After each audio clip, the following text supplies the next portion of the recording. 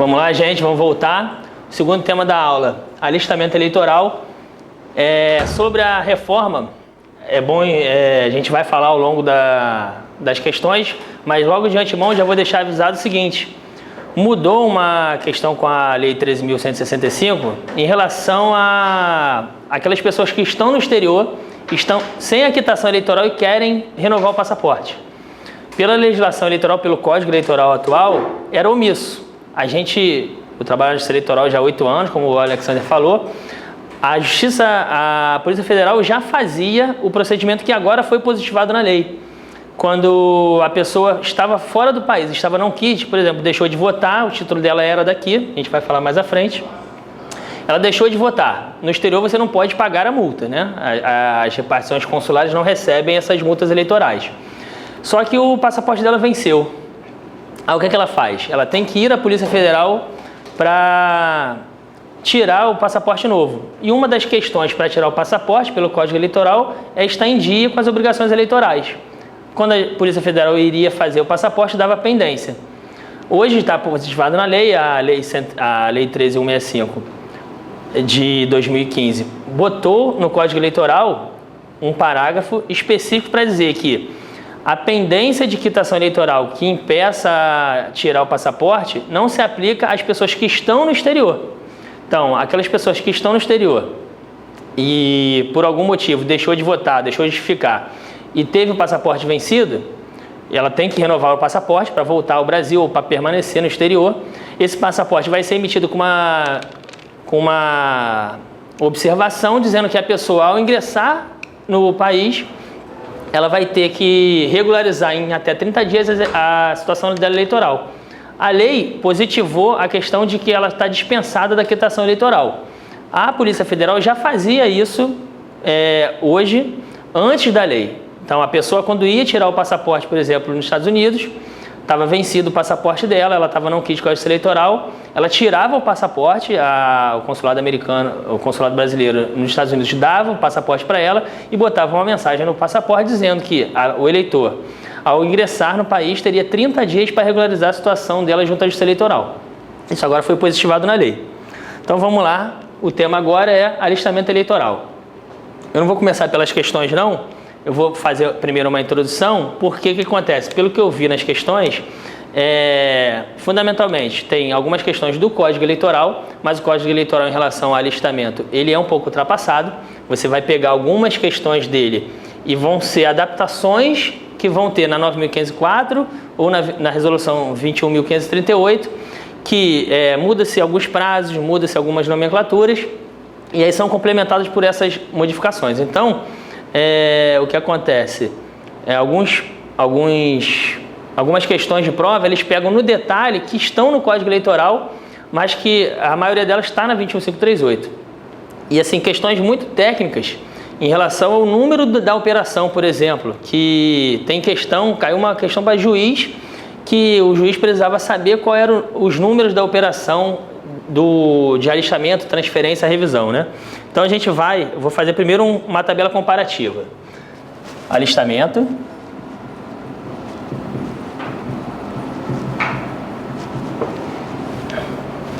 transferência,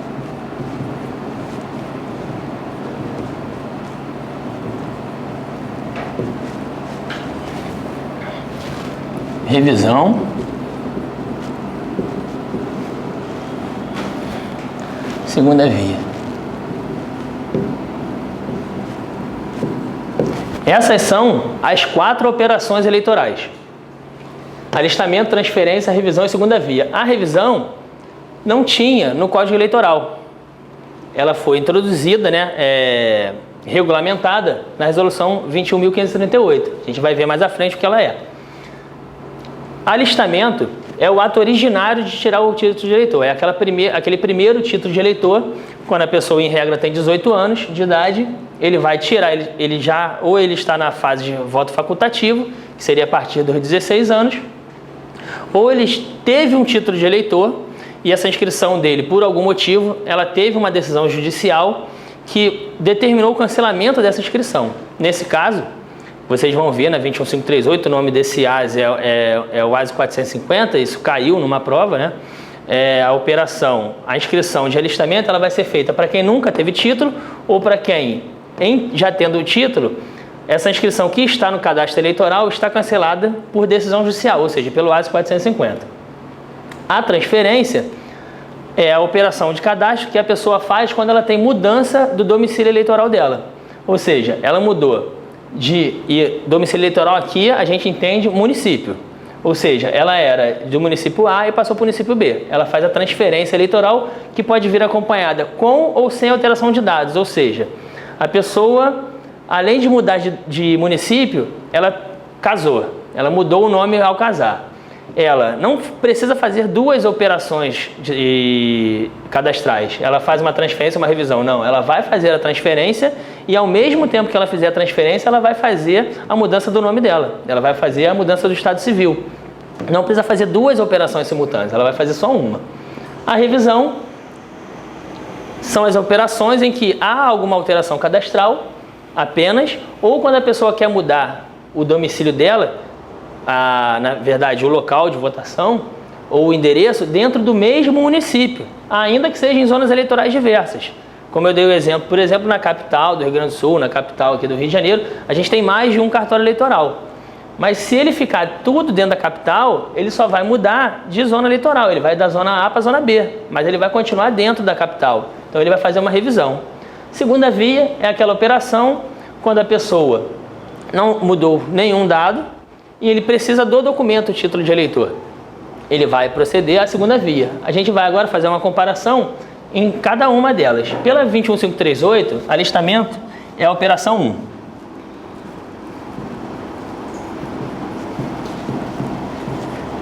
1. Isso não é exigência técnica minha, isso caiu de prova, então por isso que eu estou falando isso para vocês. A transferência é a operação 3, sempre número ímpar, tá, gente? A revisão, operação 5. E segunda via, operação 7.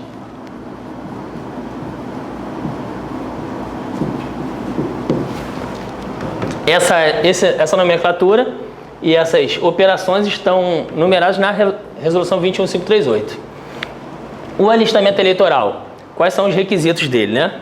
Primeiro, a pessoa ser maior de 18 anos, né? Maior de 16 anos, desculpa. Maior de 16 anos, o voto é facultativo. Então, a pessoa entre 16, maior de 16 e menor de 18 anos, o voto dela é facultativo. Ela pode tirar o título de eleitor. E aqui cabe uma observação, e é bom vocês colocarem nas suas exceções. No ano da eleição, e só no ano da eleição, o menor de 16 pode tirar. O menor de 16 anos pode tirar o título desde que ele faça aniversário até o dia da eleição. Ou seja, até o primeiro domingo de outubro. Ou seja, a pessoa chegou lá no cartório eleitoral com 15 anos de idade. Esse ano, ele vai poder tirar o título? Não, esse ano não tem ano de eleição. Ainda que ele vá fazer 16 anos, por exemplo, em julho do ano que vem.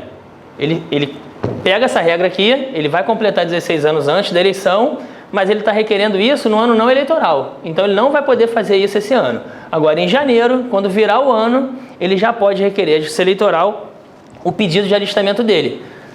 E o que acontece? Ele já vai sair com o título de eleitor. Só que esse título de eleitor, enquanto não chegar a data da eleição, é só um papel. Ele não serve nem para documento. Porque o Código Eleitoral, a resolução 21.538 diz, com todas as letras, que o título de eleitor só surtirá efeitos para todos os fins a partir do momento que a condição de 16 anos for implementada. Então, se ele precisar, por algum motivo, aos 15 anos, usar o documento de eleitor como alguma prova, esse documento não é válido. O que é válido, o que poderia ser válido, por exemplo, é uma certidão de quitação eleitoral, mas não o título de eleitor. Então, ele tem que ser voto facultativo, né? Acima do 18 é obrigatório, maior dos 18, obrigatório, e menores de 70, também é obrigatório. Desde que sejam alfabetizados, gente. Se não for alfabetizado, o voto é facultativo a qualquer tempo, independente da idade da pessoa. E se ele vier a se alfabetizar, vamos dizer que a pessoa tenha 30 anos de idade, fez um curso de alfabetização. Ele tem prazo para se alistar? Ele não tem prazo. A legislação não prevê um prazo específico, como, por exemplo, para a pessoa que adquiriu a nacionalidade brasileira. O nacional é obrigado a se alistar. A pessoa que adquiriu, vamos dizer que um americano, depois de cumprir todos os requisitos necessários para adquirir a nacionalidade brasileira, adquiriu a nacionalidade brasileira. Do momento que saiu a portaria do Ministério da Justiça, dizendo que ele passou a ter a nacionalidade brasileira, ele tem 1 ano para se alistar, sem aplicação de qualquer sanção da Justiça Eleitoral. É a mesma coisa com o eleitor com 18 anos, que vai fazer 19 até a eleição. A resolução 21538, você tem que ler ela da seguinte forma: você não pode passar nenhuma eleição com 19 anos. Você pode até passar com 18 sem multa, desde que você tenha feito 18 anos, por exemplo, e já tenha fechado, por exemplo, o Cadastro Nacional de Eleitores, e aí é bom vocês anotarem, o Código Eleitoral fala que é 100 dias antes da eleição, e isso mudou, agora são 150 dias anteriores ao dia do pleito. Aí tem aquela confusão, é 150 ou 151? Depende de como você lê. Se for 150 dias antes do dia do pleito, ou 151 dias no dia do pleito, porque você conta ou não o dia do pleito. Então, algumas pessoas vão falar 151, outras vão falar 150. O fato é, isso cai por volta do início de maio, é porque em um momento, se você falar 151, é porque você está incluindo o dia da eleição. Se você falar 150, é porque você não está incluindo o dia da eleição, você conta só do sábado para trás. Então, o Código Eleitoral foi alterado nesse ponto. A resolução 21538 já está em relação a isso. Pode falar. Sobre a alfabetização, não tem prazo depois? Não tem. A legislação é omissa. O que acontece? Tentou-se uma vez punir a pessoa usando a analogia o nosso colega perguntou se a questão da alfabetização não tem prazo mesmo para aplicação de multa, né? Essa analogia que tentou-se fazer com a nacionalidade. A questão de, ao se tornar nacional, você ter a aplicação de multa se passasse de 1 ano. A aplicação que a gente chama de alistamento tardio. Na questão da alfabetização, o Tribunal Superior Eleitoral já teve várias oportunidades em falar que a gente não pode aplicar uma punição de forma a ampliar uma punição que não está prevista em lei ou em resolução. Então, a míngua de previsão legal, ele não aplica a alfabetização. Há toda uma regra de, cabe o diretor da escola que teve essa pessoa que passou por alfabetização, teria que comunicar isso à Justiça Eleitoral, mas ainda que comunicasse, a gente não controla esse tipo de informação, não aplicaria multa. Então, não tem um prazo para, ainda que ele tenha sido alfabetizado, aplicar a multa. Então, a questão da alfabetização é um problema porque você praticamente torna o voto dessa pessoa facultativo a vida toda, porque a gente não controla a alfabetização dela. E como a lei não previu um prazo disso, ela não vai ser punida, entendeu? Ela só vai precisar tirar o título de eleitor, infelizmente, quando ela precisar de alguma coisa que importe, por exemplo, a necessidade dela. Por quê? Como ela não tem multa para a Justiça Eleitoral, mas em alguns casos ela já é obrigatória, só não tem multa. E aí, por exemplo, se ela quiser regularizar o CPF dela, por exemplo, pode ser que a Receita Federal implique, porque ela é alfabetizada e ela não vai ter título. Então, quando ela for tirar o CPF dela, provavelmente eles vão exigir o título. Mas ao vir a Justiça Eleitoral e requerer o alistamento, ela não vai ter multa por alistamento tardio. Tá bom? Então, a questão da alfabetização não importa a multa, ainda que tenha 1 ano. Vamos lá, as condições. 16 anos, 18, menor de 16 só no dia da eleição, 18, 70 obrigatório, alfabetização. Vocês têm que tomar cuidado, porque a Constituição anterior e o Código Eleitoral fala nisso, que os enfermos teria voto facultado. Isso não foi replicado na Constituição. Então, ou seja, a Constituição não criou nenhuma regra diferente. Ela falou, os maiores de 18 e os menores de 70 são obrigados. Ela não excepcionou a situação de enfermo, a situação de cadeirante, qualquer tipo de deficiência. Tem uma resolução do TSE que não cai no concurso de vocês, que é a 21.920 e a 20.717, que tratam da situação dos portadores de necessidades especiais ou daquela pessoa que torne o voto extremamente oneroso, porque não necessariamente ele é tem algum tipo de deficiência cadeirante, mas, por exemplo, a pessoa é de 60 anos, ela é obrigada a votar pela Constituição, mas ela tem um problema de locomoção, não tem nenhum tipo de deficiência, mas tem um problema de locomoção, é muito obesa, ou tem problema de artrose, por exemplo, aí não consegue andar. Essas pessoas não estão desobrigadas de tirar o título e de votar, mas tem uma resolução do TSE que trata essas pessoas de forma diferente. Em que sentido? Eles comunicam esse problema de justiça eleitoral e aí o juiz, com base em documentação lá dos médicos, poderia tornar o voto dessa pessoa facultado. Mas ela tem que ter o título de eleitor. Tá bom, gente? A operação de transferência. Alistamento, né? Pode ser feita a qualquer tempo. Ela não tem os prazos que a gente vai ver mais à frente, de prazo de residência mínimo, nem o prazo para a operação anterior. Por quê? Como é alistamento originário, a pessoa nunca teve título de eleitor, ou seja, ela nunca fez nenhuma operação cadastral e não teria lógica você cobrar que a pessoa more, como a gente vê nas outras operações, na outra operação de transferência, 3 meses antes, se é uma competência, se é o documento originário dela. A gente teria que restringi-la durante 3 meses o direito dela de ter um título de eleitor, quando a opção de ter os 3 meses é para você restringir só a movimentação fraudulenta, que a gente vai ver na operação de transferência. Então, o alistamento é originário, é o primeiro título, e as transferências, né? A transferência, quais os requisitos dela? Tem que ter 3 meses na nova localidade. Isso é um requisito. Você tem que estar há pelo menos 3 meses na nova localidade, ou seja, no seu novo domicílio, para se transferir. Esses 3 meses não é comprobatório. O TSE já teve a oportunidade de falar, e há na 21538, esses 3 meses são declarados. Basta você, ao servidor da Justiça Eleitoral, claro que essa declaração, gente, é sobre as penas da lei. Ao final do requerimento, sai uma informação de que todas as informações prestadas, comprobatórias ou não, ou seja, munidas de documento ou não, elas podem ser verificadas sob as penas da lei em caso de eventual mentira, eventual fraude de documentos. Isso pode ser imputado em crime, em cancelamento da transferência ou até em cancelamento da própria inscrição eleitoral. Então, os critérios: 3 meses e 1 ano após a última operação. A última transferência ou revisão, gente. É bem importante deixar isso. A última transferência ou alistamento.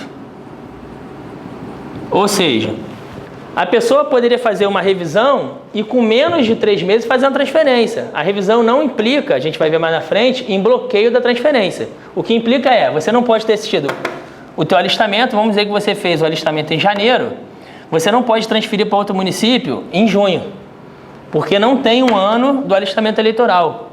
Você fez uma transferência, você saiu do Rio para Canoas, fez uma transferência de domicílio eleitoral. Você fez em janeiro. Você não pode fazer uma nova transferência num lapso temporal de 1 ano, ainda que você tivesse os 3 meses. Vamos dizer que você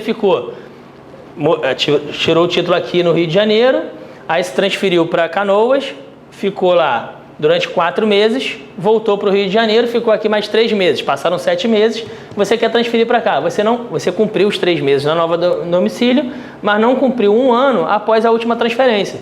Então você não pode fazer essa operação cadastral, você tem que esperar até cumprir os 2 requisitos para fazer. Só que aí vocês têm que anotar o seguinte: tem uma exceção, gente, essa regra, que são os servidores públicos, servidor público,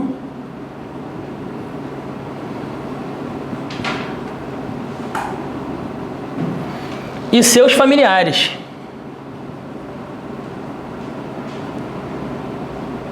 Que forem removidos por necessidade de trabalho.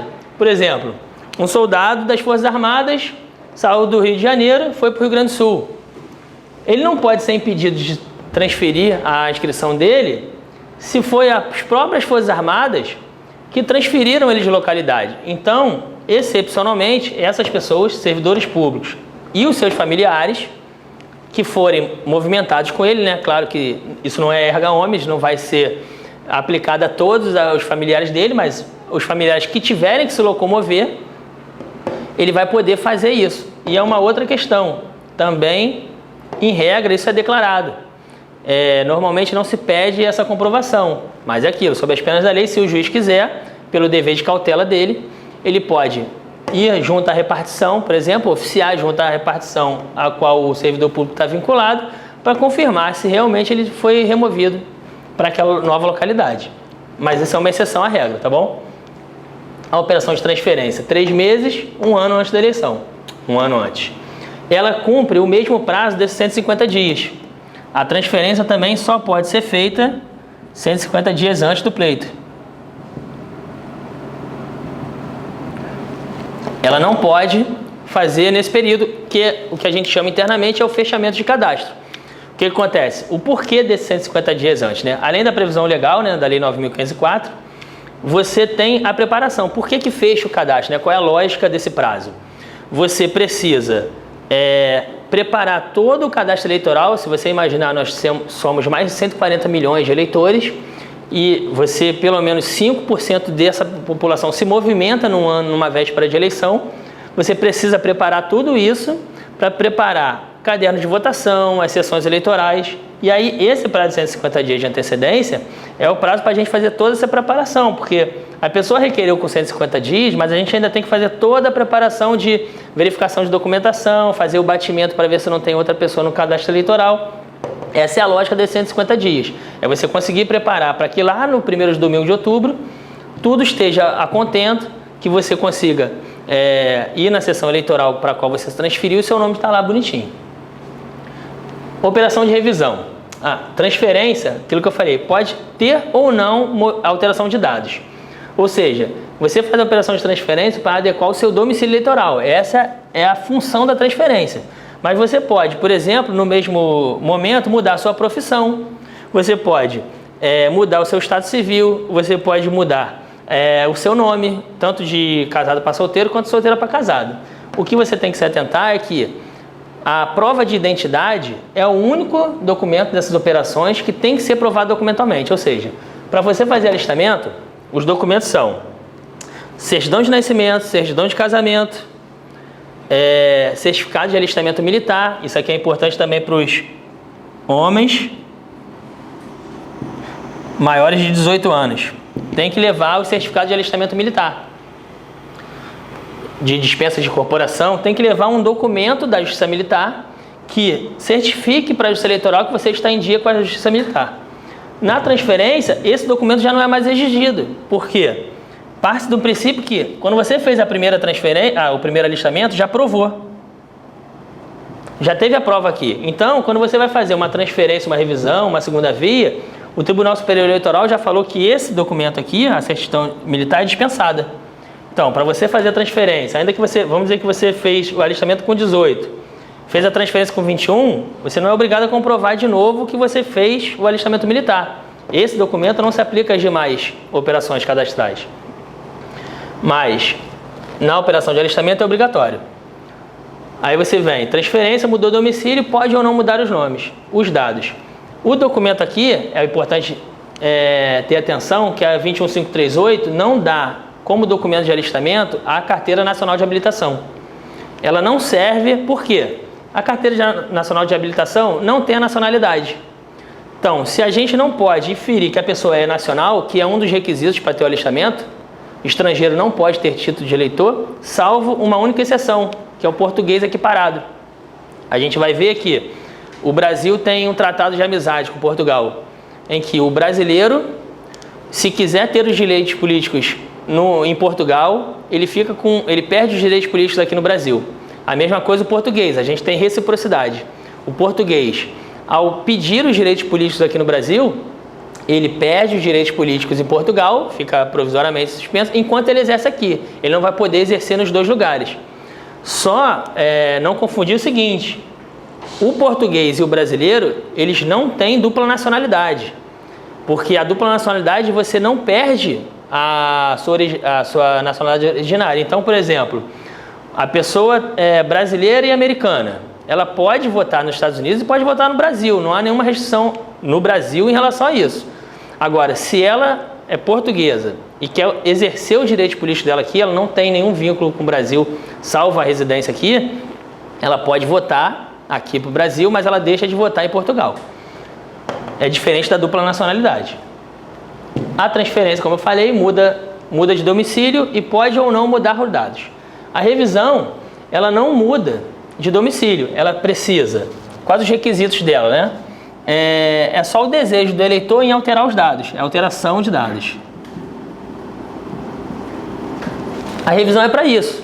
Ela serve para alterar dados para casado e solteiro, profissão, ela serve para alterar estado civil, ela serve para alterar o local de votação, que é um dos requisitos que você faz na hora de fazer o seu título de eleitor. Você tem que dizer, e é uma faculdade do eleitor, é importante vocês verem isso, porque tem algumas questões que falam que não cabe ao eleitor escolher o local de votação, cabe. Os locais de votação devem estar disponíveis, todos os locais da zona eleitoral devem estar disponíveis para o eleitor, para ele escolher aquele que melhor se adequa a ele. É claro que, em alguns momentos, o local de votação está cheio. A gente tem uma limitação estrutural daquele local de votação comportar 2.000 eleitores, 1.500 eleitores.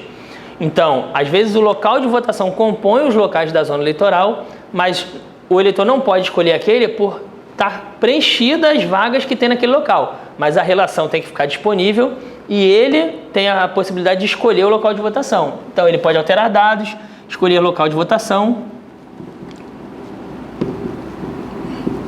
mudar estado civil, mudar a profissão. Todas essas situações importam em mudança ou não de zona eleitoral, mas tudo dentro do mesmo município, no caso, domicílio eleitoral. Nem sei onde está o apagador. Vamos botar aqui, eleitoral. Ou seja, houve mudança de domicílio eleitoral? Não houve. Ele não pode, não houve domicílio eleitoral. Ele permaneceu no domicílio eleitoral dele. E a segunda via, avançando, essas questões aqui de revisão e transferência e segunda via, tem mais um quesito aqui que é estar em dia com a justiça eleitoral. Ou seja, ele fez o alistamento, não votou para fazer a transferência, a revisão, ou a gente vai ver agora a segunda via, ele tem que pagar a multa antes. Ele está no período justificativo ainda, então ele tem que justificar antes. Ele não tem, vamos dizer que ele tem a multa, mas ele não tem a verbas para pagar essa multa, apesar da multa ainda ser baixa. Ele tem que solicitar a dispensa de multa por hipossuficiência, por não ter recursos próprios para fazer isso. Ele faz uma declaração, o sistema emite uma declaração para ele, ele assina e aí o juiz dispensa essa pessoa de pagamento de multa. Mas ele tem que estar quite, é um dos quesitos, quite com a justiça eleitoral,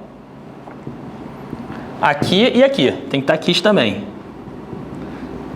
Antes da quitação, ele não pode efetivar essa transferência nem essa revisão. Assim como a segunda via. A segunda via, a pessoa é uma operação que você não faz qualquer alteração no cadastro, você não pode alterar nada, nem o domicílio, nem os dados de nome, estado civil, nada disso. É só uma mera reimpressão do título de eleitor. Vai ficar com todos os dados anteriores. Ela tem uma situação diferente, ela tem que estar quite também, com a justiça eleitoral, só que ela tem um prazo diferente da revisão da transferência do alistamento. A segunda via, ela pode ser requerida de duas formas. E aí tem duas situações. Uma é quando ela é requerida dentro do seu domicílio eleitoral.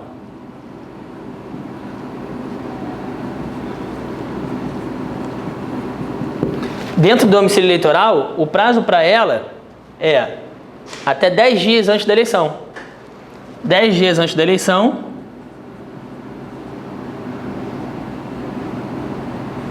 ela tem até 10 dias para requerer isso e tem até a véspera para receber o título. Requerer e pegar o título. 10 dias antes para requerer e véspera da eleição para pegar o título de eleitor. Isso é dentro do domicílio. Fora do domicílio é outra situação.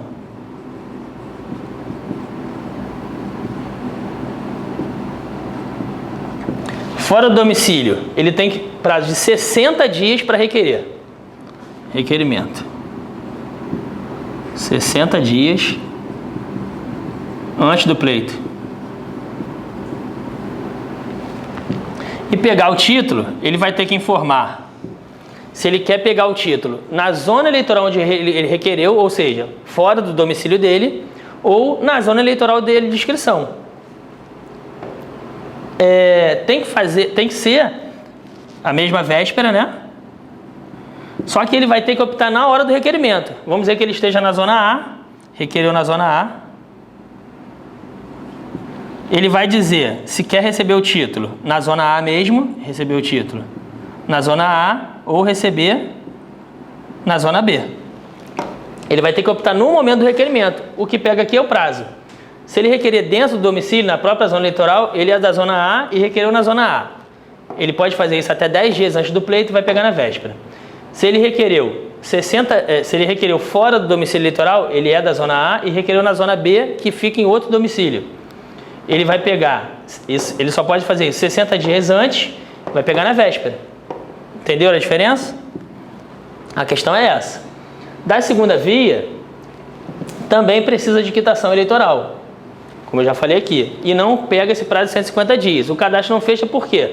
Como não há movimentação, ele não mudou de domicílio, não alterou dados, não tem por que a Justiça Eleitoral penalizar essa pessoa, porque não houve nenhuma movimentação que impacte na eleição. Então a gente não precisa fazer isso. Agora, na 21538 a gente pode ir mais além em relação às operações. Eu estou sempre falando, né, que você pode mudar dados, você pode alterar o estado civil, você pode fazer mudança de telefone. E é importante esses dados porque a resolução 21.538, eu vou ter que apagar aqui um pouco o quadro, ela faz o seguinte: esses dados da Justiça Eleitoral, eles são do eleitor. Então, tem toda uma proteção em relação a sigilo. Você tem que tomar cuidado com quem pode pedir esses dados, não é qualquer pessoa, e qual é o dado que é personalizado. A gente vai ver mais à frente, eu vou apagar aqui o quadro agora um pouco, para falar sobre os dados sigilosos. Pode falar. Eu tenho uma anotação aqui. Você falou sobre o alistamento que não pode tirar com a CNH, né? Isso. Que não tem a nacionalidade. Nacionalidade, isso. A anotação que eu tenho aqui de um outro material. O passaporte também não, porque não traz a filiação. O passaporte depende do modelo. Eu não falei com ele, mas é bom falar. O passaporte, ele está passando por várias mudanças, né? A Polícia Federal tem vindo alterando ele. O modelo antigo, que já não é antigo, é antiguíssimo, né? Porque já tem um antigo que era novo. O modelo muito antigo, ele tinha a filiação pai e mãe. E aí você conseguiria comprovar os dados qualificativos. Aí o modelo anterior, que veio agora mais recentemente, passou para aquele código de barras quadridimensional. A informação saiu de estar impressa no documento e passou a estar nos dados do quadridimensional. Porque aí eles precisavam só passar aquilo no código de barra que já veria os dados. Isso tirou a questão de documentos de identidade para a Justiça Eleitoral. Então o TSE não aceitaria isso, já teve até provimentos baixados em relação a isso. O passaporte novo, né? Só que tem um novo passaporte agora, que a validade foi aumentada, que a Polícia Federal tinha informado que iria voltar com esses dados justamente porque passou a não valer para a Justiça Eleitoral. Então, o último, eu não consegui ver ainda esse novo passaporte, ainda não vi nenhum dado sobre isso, mas é assim, o documento do passaporte, se tem os dados qualificativos de pai e mãe, ele valeria. Se ele não tem, ele não vale. Eu não vi em prova cobrar só sobre o passaporte especificamente. Mas o passaporte, em regra, por não ter, né, a última versão que veio para a gente do TSE em relação à validade do passaporte é que ele não vale. Ele não vale para nenhuma, tá? A CNH vale para transferência, vale para revisão e vale para a segunda via. Porque nessas três, você não verifica alguns requisitos que tem no alistamento. Porque você parte do princípio que já verificou, como a quitação com serviço militar obrigatório, a questão da idade, a questão da nacionalidade, tudo isso você já verificou aqui. A questão de ser alfabetizado ou não, do voto ser obrigatório ou não. Então, se você verificou aqui, o TSE dispensa a obrigação de comprovar nessas outras operações de cadastro. Por isso que a CNH vale, porque você, por exemplo, já provou aqui que era nacional. Então aqui você só precisaria provar que você tem todos os requisitos para transferência e para a revisão. O passaporte não vale para nenhuma. O passaporte sem a afiliação, né? O nome de pai e mãe. Porque você não consegue provar que aquela pessoa é ela. Entendeu? É o problema, por exemplo, que a gente tem em transferências e em segunda vias, quando você muda o nome de casado para solteiro. Que, em regra, você já traz o documento já alterado. Só que aquele documento prova que você é você e não que você é aquele eleitor que está ali no cadastro. Que às vezes o nome muda pouco, mas às vezes muda muito. Entendeu? E aí tem um problema de comprovação de identidade. Que todas as vezes aqui, o único documento que você tem que provar na hora de fazer é o documento de identidade. E a certidão militar para os jovens de 18 anos. Todos os outros são declarados. Você declara que tem 3 meses, 1 ano, o próprio sistema verifica. Você declara que o servidor público está em trânsito. Você declara a alteração do seu domicílio. Tudo isso é declarado, não tem que provar. É só declaração sobre as penas da lei. A identidade não. A identidade, a resolução 21538 é clara em falar, é um dado comprovatório, ou seja, você só vai se tornar eleitor se você comprovar a sua identidade.